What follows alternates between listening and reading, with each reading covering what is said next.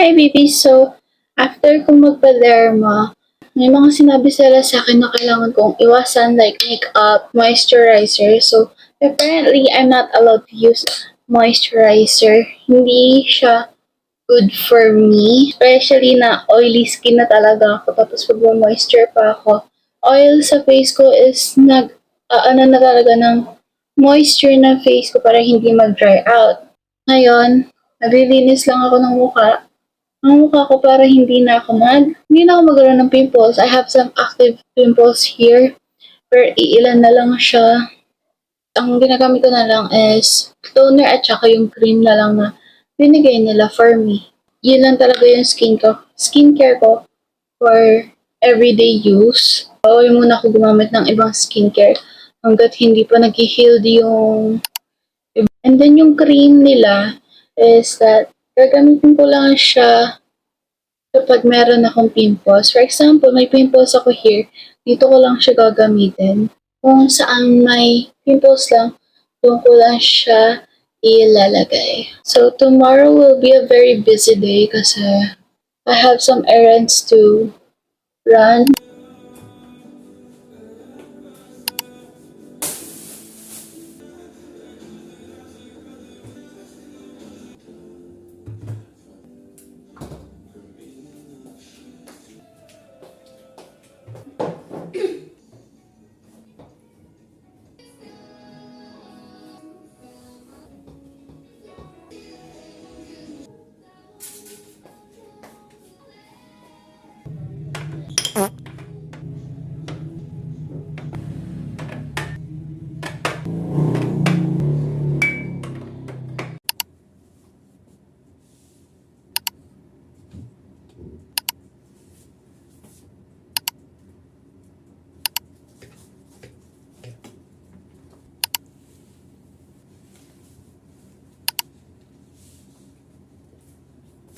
Hi baby! So today, nakaligo na ako. Nakapaglinis na ako rin ako ng bahay. May bibili kasi ako ngayon sa labas. So, sasamahan niyo ako. I got this.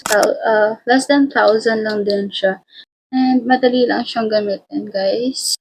Nawawala na yung mga breakout ng face ko simula nung nag-stop ako mag-use ng makeup araw-araw. Kasi makeup talaga is nakakasira ng face. Kaya dapat kapag nag-makeup tayo, meron pa rin tayong skincare na ginagamit. So, pinapainit ko lang to and medyo basa pa ng konti yung hair ko pero it's good naman na to brush my hair. Parang gusto ko magpakulay ng hair ko into jet black. Kaya ako hindi nagpapakulay na ulit kasi binabantayan ko yung black hair ko, original hair ko. Gusto ko makita kung natubo pa ba or sadyang hindi na nahaba yung hair ko. Hindi ko alam kung bakit. Bale, dalawa yung ganito ko. Yung isa is etong sinasaksak at saka yung isa naman is china-charge lang. You bring it anywhere naman if you want. After kong maglinis, naliligo kagad ako kasi ayoko talaga ng nagtutuyo ng pawis. I go straight to skincare syempre. Para ko ano man yung hindi naalis ng sabon ko is that natatanggal pa rin gamit ng cleanser. Super init ngayon. Nag-white t-shirt ako kahit mahaba siya. And then, I go straight to toner kagad. Ganun kasi yung procedure nung akin. Hindi ako masyadong lalagay ng skincare sa mukha ko. Ayoko kasi ng paiba-iba ng skincare. Before, I do change skincare lagi. This month, parang 2025, nung nakita ko na yung really good for me, after ko mag-rejuve, nung tinigil ko siya, lalo kong nagkaroon. So, kailangan para consistent kang nagamit ng rejuve and nung maintenance kit nila. Ayoko lagi magre-rejuve, baka lalo kasi masira yung skin barrier ko. Feeling ko, mas bagay sa akin ng straight hair kaysa sa wavy hair. Naturally talaga, wavy hair yung buhok ko. Tamo, kakaano ko lang, di ba? And guys, I'm using the Hello Glow sun care stick po siya and napakaganda niya, napakadaling gamitin and pwede mo siyang dalhin kahit saan. This is for only 395 pesos. Mabibili mo siya sa Watson. Just like swipe it in your face. Sunblock ka na. Very easily. Pwede mo siyang dalhin anywhere, anytime. Pwede mo siyang gawin anytime. Don't forget to put stick or to put sunblock on your neck, it is still important naman na pantay yung nilalagyan mo. Especially kapag nagwa-whitening kayo, girls, dapat hindi lang face yung nilalagyan nyo, kundi pati yung leeg ninyo, katawan ninyo. Actually, dati hindi ako nagamit ng ganito, right? And then, nakikita ko lagi yung pinsan ko na lagi siyang gumagamit. And then, I saw her lips na sobrang plumpy lang, very moisture, tapos napakaganda ng lips niya. Nag-try din ako, and then, eto is matagal na siya sa akin. Isang beses pa lang ako bumibili, and super ganda nito sa akin. Affordable din naman siya kung tutuusin. Hindi ako yung maya-maya at naglalagay.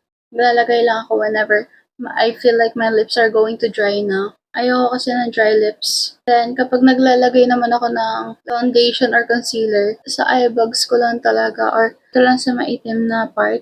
Ayoko na nga masyadong maglagay ng cream sa buong mukha ko. So, ang ginagawa ko lang is that I'm hiding my eye bags and then kilay, lip tint, that's it. Yun lang talaga as in, tapos pulbo lang. I'm trying to take care of my skin na. These days, I'm getting insecure over everything.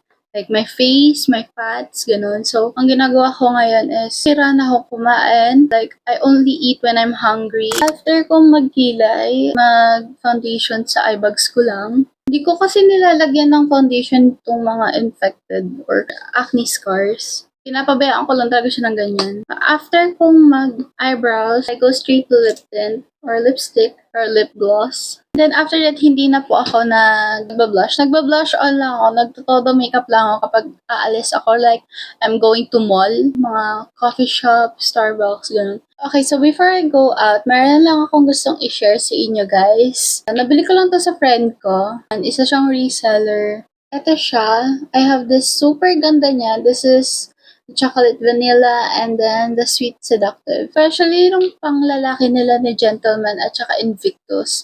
Sobrang bango niyan. So, yung kung gusto kong good boy kayo, use the Gentleman. And then, if malabad boy yung suot ninyo, use the Invictus kasi super bango nilang dalawa. Nakaka-addict siyang amuyin. And for girls naman, wear the choco vanilla if mahilig kayo sa mga sweet scented smell, tsaka ang Sweet Seductive. Super bango nito. Yung Sweet Seductive is inspired by the Victoria's Secret Pure Seduction. Super bango niya. Nakapang-akit talaga to. Tutuusin, girl.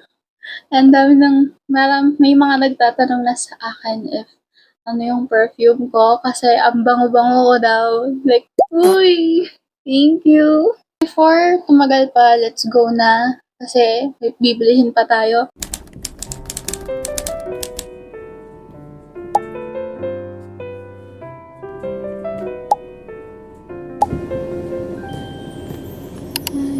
Lost boy from Neverland. Usually I'm hanging with Peter Pan, and on the board we play in the woods.